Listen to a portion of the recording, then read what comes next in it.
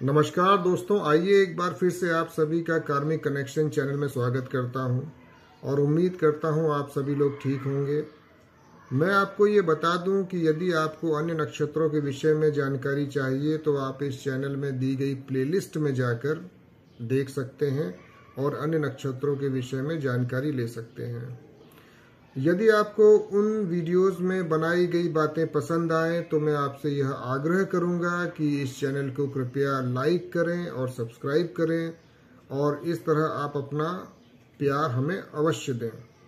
तो आइए अब विषय पर लौटते हैं। नक्षत्र ज्ञान श्रृंखला में आज हम बात करेंगे उत्तरा भाद्रपद नक्षत्र के बारे में। ये नक्षत्र कब बनता है? ये नक्षत्र तब बनता है जब किसी भी व्यक्ति के लग्न के डिग्री या उसके चंद्रमा के डिग्री मीन राशि में 3 डिग्री 20 मिनट से लेकर मीन राशि में ही 16 डिग्री 40 मिनट के बीच में हो।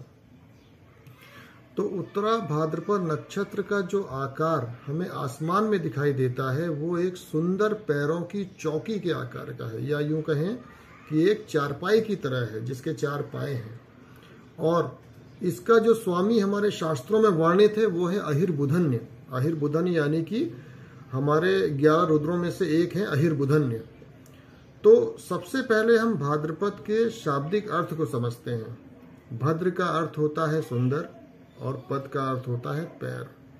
तो इस वजह से हमारे शास्त्रकारों ने ये बताया कि उत्तरा भाद्रपद नक्षत्र जातकों के पैर शरीर के तुलना में, अन्य शरीर की तुलना में अधिक सुघड़, खूबसूरत, आकर्षक और सुंदर होते हैं। यानी कि जो इनके घुटने के लिए पैर अगर आप देखेंगे तो ये आपको बहुत ही ब्यूटीफुल या सुंदर दिखाई देंगे। फॉर एग्जाम्पल, इनके पैर का अंगूठा सांप के फन की तरह उठा हुआ होता है, दबा हुआ नहीं होता।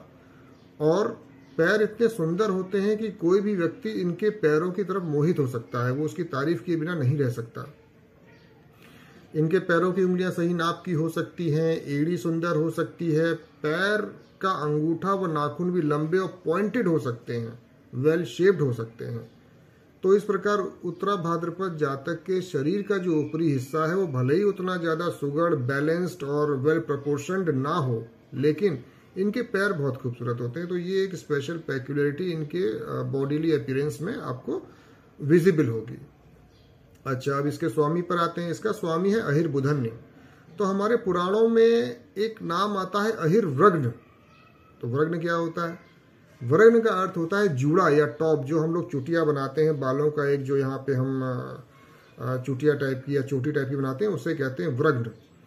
तो अहिर्व्रग्न का एक मतलब ये भी निकलता है कि जिनके जूड़े में सांप है। जूड़े में सांप किनके है? वो है भगवान शिव के। इसीलिए रुद्र के अवतारों में भगवान शिव भी एक आते हैं।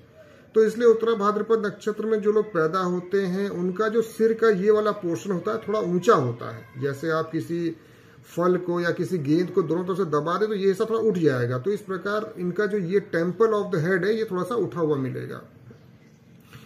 तो और इनमें एक खास बात इस वजह से भी पाई जाती है कि इनको जूड़ा बनाने का, मोटी चोटी रखने का, बालों को तरह तरह से संवार के रखने का, फैशन करना, बालों में उनकी केयर करना, जैसे स्पाइक्स कुछ लोग रख लेते हैं, कुछ लड़के हेयर बैंड लगा लेते हैं, बालों को अलग अलग रंग से रंगना, इस तरह के एक्टिविटीज इन लोगों में पाई जा सकती हैं। लेकिन यदि इस नक्षत्र पे बुरा प्रभाव हो तो व्यक्ति बालों की ज्यादा केयर नहीं करता, उनको बेतरतीब रखता है, तेल नहीं लगाता, बाल बिखर रहे हैं, उनको कोई मतलब नहीं होता है उनको अपने बालों से ज्यादा। और इस वजह से क्या होता है कि उन लोगों के बाल समय से पहले झड़ने भी लगते हैं और कभी कभार इन लोगों में गंजापन समय से पहले आ जाता है, जवानी में ही गंजे हो जाते हैं। अब क्योंकि इसका स्वामी रुद्र है तो इनके जो चेहरे के भाव या एक्सप्रेशंस होते हैं, भाव भंगिमाएं होती हैं, वो ऐसी होती हैं कि दूसरा व्यक्ति जो सामने वाला है इनसे बात करने में थोड़ा सा हिचकता है, वो थोड़ा उलझन महसूस करता है कि कहाँ से शुरू करे, कहीं बुरा तो नहीं मान जा रहे, थोड़ा मतलब गुस्सा झलकता है इनके चेहरे से, थोड़ा सा मतलब कठोर चेहरा इनमें अक्सर दिखाई दे सकता है। अब क्योंकि रुद्र जो है उनका स्वभाव गुस्सैल है, कंट्रोलिंग है, तो इनको ना सुनने की आदत नहीं होती। इनका होता है कि मैंने एक बार बोल दिया, जैसे बोल दिया, जब तक करने को बोला है तब तक मुझे वो काम करके ला के दो, नहीं तो ये लोग काफी नाराज हो जाते हैं, बहुत गुस्सा हो जाते हैं। और अगर हम इनके प्रोफेशंस की बात करें तो अब क्योंकि ये स्वभाव से विध्वंसक हैं, डिमोलिश करने वाले हैं, तो इनका व्यवसाय या इनका जो प्रोफेशंस होता है वो धातु या मेटल्स की कटिंग, मेटल्स की कटाई करना, उन्हें कोई शेप या आकार देना, जैसे अक्सर हम अंगूठी में देखते हैं कि कटिंग लगाई जाती है। क्रिमिनल के वकील होना, लड़ने झगड़ने वाले होना, हड्डी के डॉक्टर होना, लंगड़ों के लिए सपोर्टिंग इंस्ट्रूमेंट्स बनाने वाले, बेचने वाले, जूते मोजे से संबंधित कोई काम हो सकता है, इवन कैटवॉक सिखाने वाले, नाच सिखाने वाले भी हो सकते हैं, या ये भी कह सकते हैं कि दूसरे काम में टांग अड़ाने वाले भी हो सकते हैं, क्योंकि ये उत्तरा भाद्रपद है। अच्छी बात ये होती है कि ये अपने वचन पे कायम रहते हैं, यानी जो कहते हैं उसको करते हैं, जो कहते हैं उसको निभाते भी हैं। और इन्हें पानी से थोड़ा सा डर लगता है और पानी से घबराते हैं, नहाते कम है, पानी वाली जगहों के पास नहीं जाते हैं तो इनको थोड़ा सा वहाँ प्रिकॉशंस लेने ही चाहिए। अच्छा, उत्तरा भाद्रपद नक्षत्र का जो राशिश है वो गुरु है और जो नक्षत्रपति है वो शनि है, तो इसलिए अनेक बातों में एक ऑपोजिशन पाया जाता है, एक विरुद्ध धर्मिता पाई जाती है, क्योंकि शनि और गुरु के जो गुण हैं वो एक दूसरे से विपरीत है। तो कभी कभार इस वजह से क्या होता है कि इन जातों का जो स्वभाव, जो नेचर, जो टेम्परामेंट होता है, इनका एप्टीट्यूड वो जानना थोड़ा कठिन होता है। और ऐसा जातक परिस्थिति के अनुसार बहुत सोच समझ कर अपनी प्रतिक्रिया देता है, अपना रिएक्शन देता है, और उसके सभी कार्य जो है वो समझदारी भरे होते हैं, मतलब बहुत सोच समझ के काम करते हैं। शनि और गुरु, शनि में जस्टिफिकेशन है, गुरु में ज्ञान है, इसलिए लोग जस्टिफाइड बात ही करेंगे, प्रैक्टिकल बात करेंगे।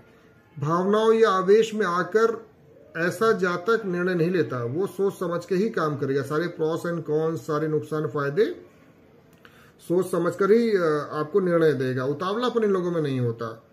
हाँ, लेकिन कुछ थोड़ी सुस्ती पाई जाती है। प्लानिंग करते हैं तो लॉन्ग टर्म करते हैं, तुरंत वाली नहीं कि 1 घंटे 2 घंटे में ये करना है, इस हफ्ते ये करना है। उनकी प्लानिंग लॉन्ग टर्म होती है, लॉन्ग टर्म विजन्स होते हैं, दूर तक देखने वाले होते हैं ये लोग।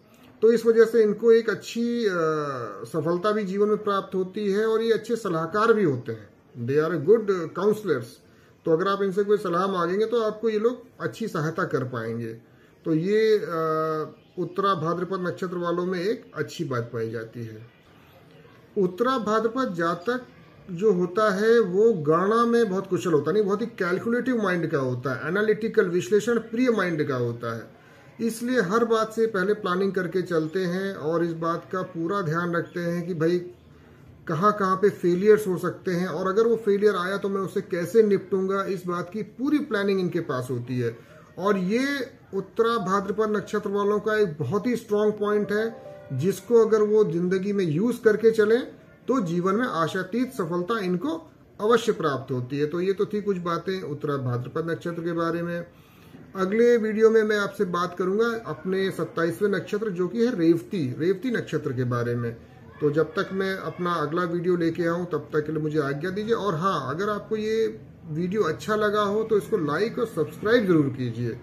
तो मुझे तब तक के लिए आज्ञा दीजिए। नमस्कार।